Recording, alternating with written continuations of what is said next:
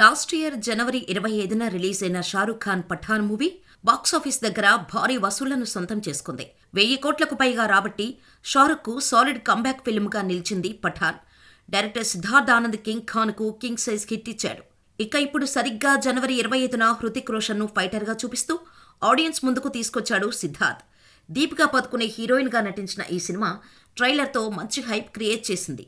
పఠాన్ సినిమాను నేలపై నడిపించిన సిద్ధార్థ్ ఫైటర్ను ఏరియల్ యాక్షన్ ఫిల్మ్గా తెరకెక్కించాడు. జనవరి 25న రిలీజ్ అయిన ఈ సినిమా సాలిడ్ హిట్ టాక్ సొంతం చేసుకుంది.